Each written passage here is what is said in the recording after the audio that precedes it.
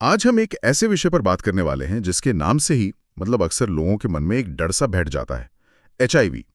हमारे पास जो जानकारी है वो असल में इस विषय पर बनी एक बहुत ही सीधी और स्पष्ट गाइड है, और उसका एक ही मकसद है, डर और गलतफहमियों के कोहरे को हटाकर तथ्यों की रोशनी लाना। तो आज हमारी कोशिश यही रहेगी कि हम विज्ञान को आसान भाषा में समझें। एचआईवी असल में है क्या, ये कैसे फैलता है, और शायद उससे भी ज्यादा जरूरी, ये कैसे नहीं फैलता। कोशिश यही है कि अधूरी जानकारी की जगह पुख्ता जानकारी लें। और ये बहुत जरूरी भी है, क्योंकि आप देखिए, जानकारी की कमी ही तो सामाजिक कलंक की असली जड़ है। इस गाइड की सबसे अच्छी बात मुझे यही लगी कि ये सुनी सुनाई बातों पर नहीं, बल्कि सीधे वैज्ञानिक तथ्यों पर टिकी है। तो चलिए इन्हीं तथ्यों पर बात करते हैं। ठीक है, तो सबसे बुनियादी सवाल से शुरू करते हैं। एचआईवी मतलब ह्यूमन इम्यूनोडेफिशिएंसी वायरस, आखिर ये है क्या? ये करता क्या है हमारे शरीर में? इसे ऐसे समझते हैं, सोचिए कि हमारा इम्यून सिस्टम मतलब हमारे शरीर की बीमारियों से लड़ने की जो ताकत है, वो एक देश की सेना की तरह है। अच्छा। इस सेना में सबसे खास सैनिक है CD4 कोशिकाएं। ये समझ लीजिए सेना के जनरल हैं, जो बाकी सैनिकों को बताते हैं कि कब और कैसे लड़ना है। एचआईवी एक ऐसा दुश्मन है जो सीधा इन्हीं जनरलों पर हमला करता है। ओह, ये तो सीधे कमांड सेंटर पर ही हमला कर देता है। बिल्कुल, सेना तो है पर उसे कमांड देने वाला कोई नहीं बचा, और जब जनरल ही नहीं रहेंगे तो सेना लड़ नहीं पाएगी। धीरे धीरे शरीर की सुरक्षा पूरी तरह से कमजोर हो जाती है। इसी स्थिति को जब इम्यून सिस्टम बहुत ज्यादा कमजोर हो जाए, उसे एड्स कहते हैं। तो एचआईवी वायरस है और एड्स वो स्थिति है। हाँ, उसकी आखिरी स्टेज। ये फर्क समझना बहुत जरूरी है। बिल्कुल। चलिए अब उस सवाल पर आते हैं जो शायद सबके मन में होता है, ये फैलता कैसे है। गाइड में कुछ खास शारीरिक तरल पदार्थों का जिक्र है। हाँ, और ये जानना बहुत जरूरी है कि ये वायरस कोई हवा में नहीं तैरता। ये सिर्फ कुछ खास बॉडी फ्लूइड्स के जरिए ही एक इंसान से दूसरे में जा सकता है। ये हैं खून, वीर्य, योनि से निकलने वाला तरल पदार्थ, गुदा से निकलने वाला तरल पदार्थ और माँ का दूध। हाँ। अच्छा, सिर्फ ये 5? हाँ, इनके अलावा किसी और तरल पदार्थ से, जैसे पसीना, आंसू या थूक, इनसे इसके फैलने का कोई खतरा नहीं होता। बिल्कुल नहीं। ठीक है, तो इन तरल पदार्थों के जरिए फैलने के मुख्य तरीके क्या-क्या हैं? गाइड में सबसे पहले असुरक्षित यौन संबंध का जिक्र है। हाँ, ये संक्रमण फैलने का सबसे आम तरीका है। बिना कॉन्डोम के किसी भी तरह का यौन संबंध वो खतरनाक हो सकता है। पर एक दिलचस्प बात जो गाइड बताती है, वो ये कि हर असुरक्षित यौन संबंध से संक्रमण होगा ही ऐसा नहीं है। ओह। हाँ, खतरा तब कई गुना बढ़ जाता है जब ये लगातार होता है। स्रोत कहता है कि ये एक तरह से संभावनाओं का खेल है, और कॉन्डोम का इस्तेमाल उस संभावना को लगभग शून्य कर देता है। ये एक तरह का एक जुआ खेलने जैसा है, जहां आप हर बार खतरा मोल ले रहे हैं।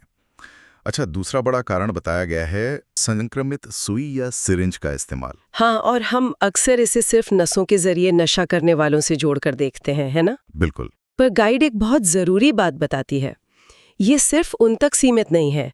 छोटे शहरों या गांवों में कई बार एक ही सुई का इस्तेमाल कई मरीजों पर कर दिया जाता है। ये एक बहुत बड़ा खतरा है, और यौन संबंध के मुकाबले ये तरीका ज्यादा खतरनाक है, क्योंकि इसमें वायरस सीधा खून में जाता है। सही बात है। और इसी से जुड़ा हुआ तीसरा तरीका है संक्रमित खून चढ़ाना। हाँ, अगर किसी व्यक्ति को ऐसा खून चढ़ा दिया जाए जिसमें एचआईवी हो, तो संक्रमण का खतरा आप मानिए लगभग 100% होता है। हालांकि अच्छी बात यह है कि अब ब्लड बैंकों में खून की बहुत सख्ती से जांच होती है। तो फिर खतरा कहाँ है? एक छोटी सी तकनीकी चीज होती है जिसे विंडो पीरियड कहते हैं। मतलब संक्रमण होने के बाद कुछ हफ्तों तक वायरस टेस्ट में पकड़ में ही नहीं आता। इसीलिए खून दान करने से पहले इतने सवाल पूछे जाते हैं, ताकि इस खतरे को भी कम किया जा सके। ये जानकारी बहुत अहम है। और एक तरीका है जिसके बारे में सोच कर भी दुख होता है, माँ से बच्चे में संक्रमण। हाँ, अगर माँ एचआईवी पॉजिटिव है तो गर्भावस्था में, डिलीवरी के समय या स्तनपान के जरिए वायरस बच्चे तक पहुंच सकता है। लेकिन यहाँ विज्ञान एक चमत्कार की तरह काम करता है। कैसे? गाइड में साफ लिखा है कि अगर गर्भावस्था के दौरान सही इलाज और दवाइयां ली जाए तो मां से बच्चे में संक्रमण फैलने के खतरे को 99% तक कम किया जा सकता है। 99% तक? हाँ, इसका मतलब एक HIV पॉजिटिव महिला भी एक स्वस्थ बच्चे को जन्म दे सकती है। ये एक बहुत बड़ी जीत है। सच में? ये तो बहुत बड़ी राहत की बात है। अच्छा, गाइड में कुछ और चीजों का भी जिक्र है, जैसे टैटू बनवाना या नाई की दुकान।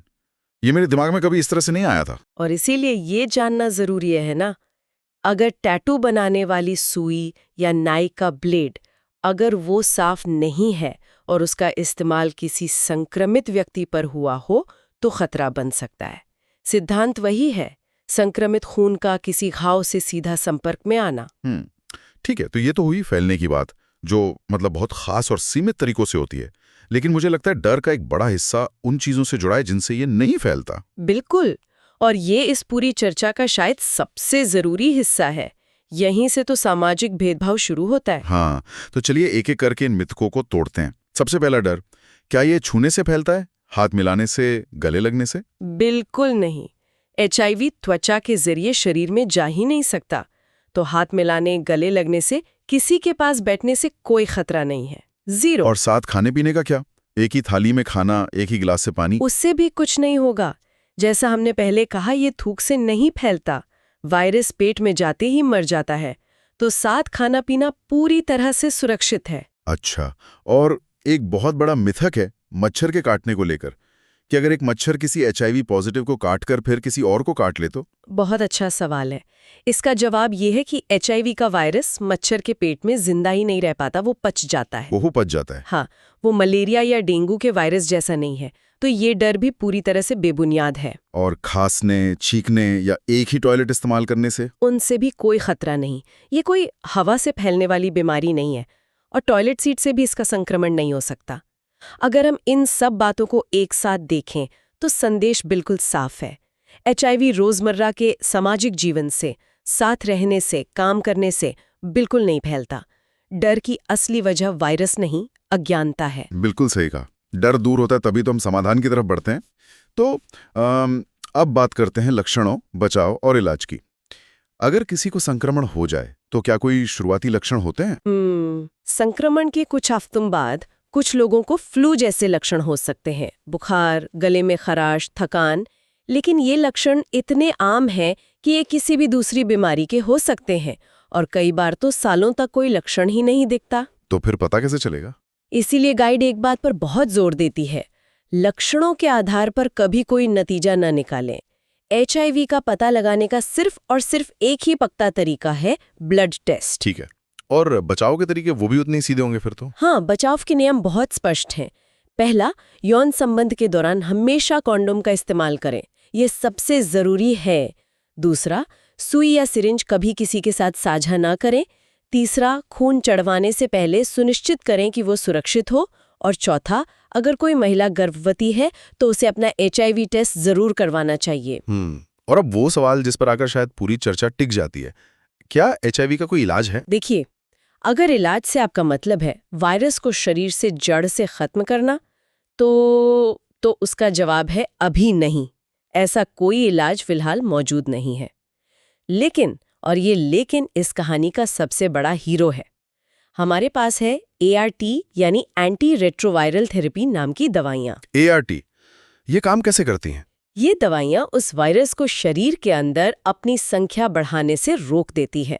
मतलब वो अपनी कॉपी नहीं बना पाता, और जब वायरस बढ़ेगा नहीं तो वो शरीर को नुकसान भी नहीं पहुंचा पाएगा। नतीजा ये होता है कि इम्यून सिस्टम यानी वो सेना फिर से मजबूत होने लगती है।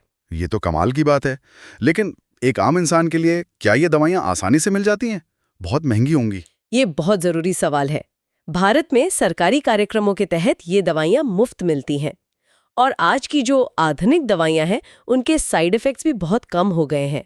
इसका मतलब ये है कि एक HIV संक्रमित व्यक्ति इन दवाइयों को लेकर एक लंबा, स्वस्थ और पूरी तरह से सामान्य जीवन जी सकता है। एक सामान्य जीवन? बिल्कुल। वो शादी कर सकता है, बच्चे पैदा कर सकता है, नौकरी कर सकता है, वो सब कुछ जो कोई और करता है। आप सोचिए, बस कुछ दशक पहले इसे मौत की सजा माना जाता था। विज्ञान ने हमें यहाँ तक पहुँचाया है। तो इस पूरी चर्चा को अगर समेटना हो तो मतलब सार ये है कि एचआईवी एक मेडिकल स्थिति है, कोई रहस्य नहीं। इसके फैलने के तरीके बहुत सीमित हैं। रोजमर्रा के संपर्क से इसका कोई लेना देना नहीं, और सबसे बड़ी बात, बचाव मुमकिन है और एक असरदार इलाज मौजूद है। बिल्कुल। और गाइड का जो आखिरी संदेश है वो सिर्फ मेडिकल जानकारी नहीं बल्कि एक सामाजिक जिम्मेदारी की बात करता है। वो कहता है कि एचआईवी से संक्रमित लोगों को हमारे डर या नफरत की नहीं बल्कि सहानुभूति और सहारे की जरूरत है। ये एक बीमारी है, किसी के चरित्र का सर्टिफिकेट नहीं। असली लड़ाई सिर्फ वायरस के खिलाफ नहीं है बल्कि समाज की संकीर्ण सोच के खिलाफ भी है। सही कहा। तो आज हमने एचआईवी क्या है, ये कैसे और कैसे नहीं फैलता और इसके इलाज को गहराई से समझा। सार ये है कि जानकारी ही डर पर सबसे बड़ी जीत है। से एचआईवी के साथ एक लंबा और स्वस्थ जीवन जीना आज एक मेडिकल हकीकत है, ये एक फैक्ट है। तो ऐसे में ये सोचना जरूरी है कि इस मेडिकल सच्चाई और इससे जुड़े सामाजिक कलंक, इन दोनों के बीच इतनी बड़ी खाई क्यों है। जब विज्ञान ने इस बीमारी को एक काबू की जा सकने वाली स्थिति बना दिया है, तो समाज आज भी इसे 40 साल पुरानी नजरों से क्यों देखता है। तथ्यों को जानने के अलावा इस खाई को पाटने के लिए और क्या किया जा सकता है।